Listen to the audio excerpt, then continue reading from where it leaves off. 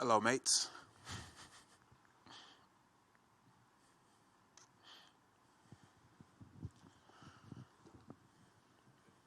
Randy, in the front right here. Before we get into the fight talk, what did you make of the welcome to the country ceremony with the dancing in the park and everything? I thought that was cool as hell. Yeah, I thought that was dope. It's a country rich in culture, so I thoroughly enjoyed it. It was pretty funny. They had us bouncing around, acting like kangaroos and all that, and emus, but it was cool. It was a cool experience. And your opponent, Jack, he was there too. Is it weird being around him in settings like that, or is it just you view this as business? Not necessarily. I've been here, done this so many different times. It's not necessarily. I just view it as business. I'm not really too worried about that. And there's obviously a lot of hype around Jack, especially in this part of the world. He's looked very, very good in his first few fights, but I think people might not realize how long you've been fighting in the UFC. Do you kind of feel like you're being overlooked in this fight, given how all the hype around Jack in his home country? Shiny new toy. That's how I always see it. Shiny new toy. And all the hype is well deserved. He's really good. It's just I am being overlooked. But listen, I've been overlooked my entire career. That's just the nature of my story, I guess. So I don't really look into it too much. I just take it as it is. Another guy that I need to get out of there. It's one of those situations where you got to go and get it if you want it. I think I've been here a long time. I've put in a lot of work, and anyone else on a 4-fight win streak and beating the guys that I've beaten, or in my situation, 7-1 in my last 8 or 6-1 in my last 7, anyone else would have already been fighting the top 15. I didn't have to take this fight, you know what I mean? But I didn't want to sit around and wait. I wanted to go out there and go make a statement. So why not? How better not to do it than to how much better how not to do? What's the easiest way to do that? Is to come into someone's hometown and beat them, a young prospect like this. So it is what it is. Saying you think you've been overlooked your whole career, why do you think that is, given your how impressive your wins have been lately? I don't know. Sometimes we got a guy that has 3 KOs back to back or 4 KOs back to back. That's impressive. I guess you're only as good as your last one in this game. You know what I mean? And my last one, I didn't go out there and start somebody up. You know what I mean? So they just judge you off of that. But if you know what you're looking at, this is not an easy fight for anyone. So I don't know. People, what have you done for me lately? That's what it is. Sure. And unrelated to this fight, but obviously there's a lot of hype around, the Contender Series winners and everything. There's not too many winners of Dana White looking for a fight left in the UFC. Do you kind of view yourself as one of the last people to fly that flag and represent that show? 100%. Every time I fight, so that's what I say. It's Dana White Contender Series versus the looking for a fight. So yeah, I still got the belt. I took it from Mickey Gall. Yeah. I'm still rocking it. And so when the fight's all said and done, what does the headline read after this fight, after your fight? Randy Brown takes Perth by storm. And then final one for me, unrelated to this fight. Are you going to be able to watch the Super Bowl at all, being all the way over in Perth? I'm going to try. I'm going to try. Who you got winning that? I don't know. Yeah, Randy. Yeah, I just wanted to get your thoughts on the Usman and Leon Edwards fight that's happening. I'm looking forward to that, man. Both those guys are tremendous athletes, and both of them are super inspirational, from their stories and just the work that they've put in and the competition that they've faced. I think it's going to be a great fight. May the best man win. That's all I got. Okay. And the main event as well for this event, who you pulling for there? I like both guys. I'd love to see Volk get it done. I think Volkanovski's a really good dude. I think he has a good chance. Tough task for sure, but I believe if he's able to continuously stop those takedowns, or not even stop them, because I don't think he will, but I do think if he's able to get up continuously and still, show that perseverance, I think he gets it done. And Randy, just wanted to ask, are you ready to perhaps be the least liked fighter during the card because you're taking on a local boy in Jack Della? They can't fight for him. Them not liking me doesn't matter to me. You could not like me all you want. But you're going to love me after my performance. That's it, and I understand it.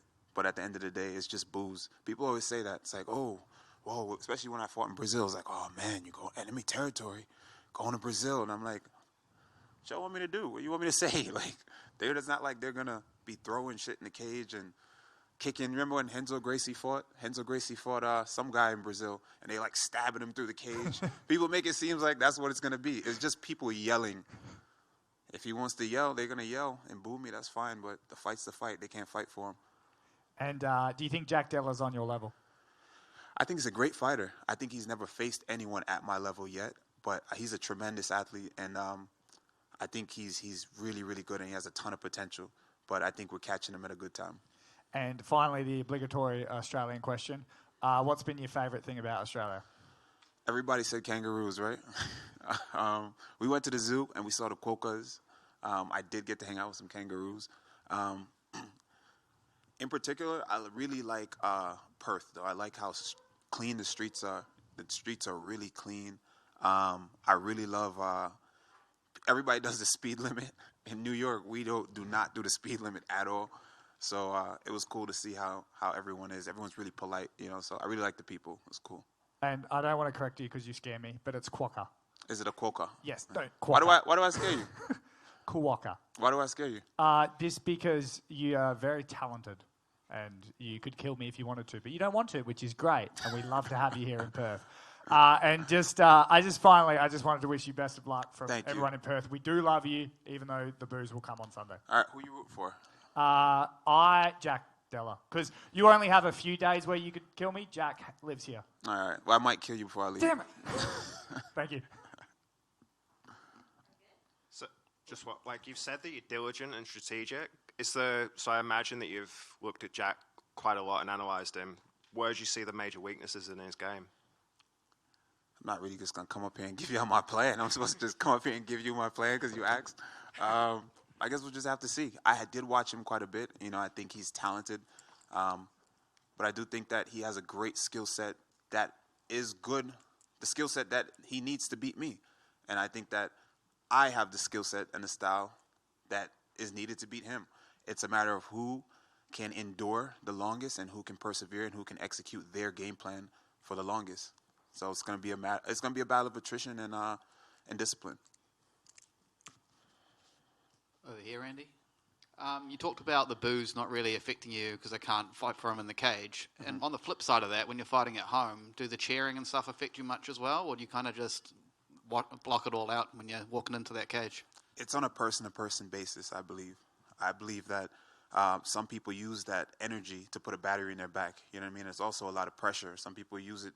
It affects people negatively because it's a lot of pressure. It's your friends, your families. You don't want to get hurt in front of, your parents, in front of, your teachers and people that's known you your whole life. So there's a lot of factors, but it just depends on who the person is. I'm pretty easygoing and I don't really have much of an ego. I'm just kind of So for me, I'm nonchalant. Nothing really bothers me too tough. So I'm chilling. And you haven't traveled much outside of the United States for your fights, and this is probably the furthest you've traveled. Does factoring in the time difference and climate difference come into your training camps and acclimatizing and stuff like that? Yeah, that was a major factor, but we took that into consideration early.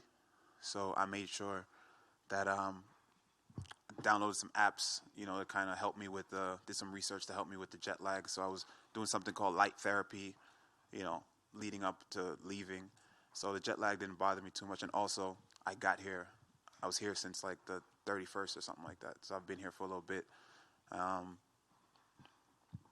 So I'm adjusted pretty good. And last question, when you do travel, you've been doing a lot of touristy stuff, and I caught you shopping just after the media welcome as well at Culture Kings. Nice. My guy. Just going around and taking in the city that you're visiting, does that kind of just something you have to do to help you kind of relax and leading into fight week?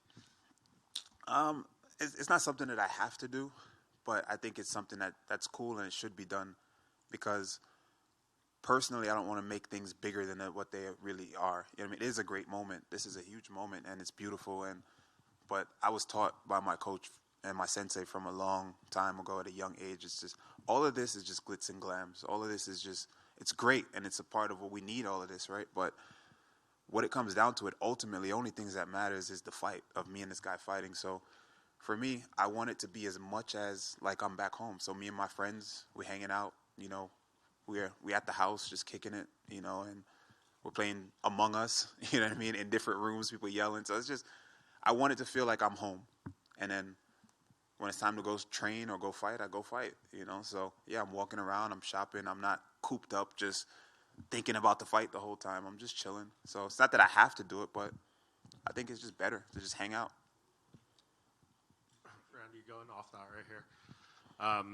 You say focus on the fight, but it's like a big opportunity, right? Like especially tomorrow, you have the press conference, and you'll be out there with the 2 title fights. Like, do you think about maybe this is the first time certain fans will see me on this platform, and like I want to make a good account of myself or make an impression, or do you just go there and be yourself?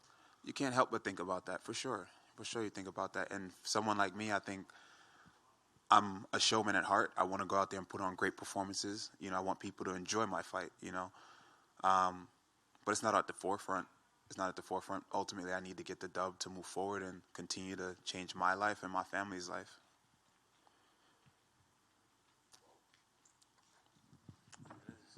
Thank you, guys.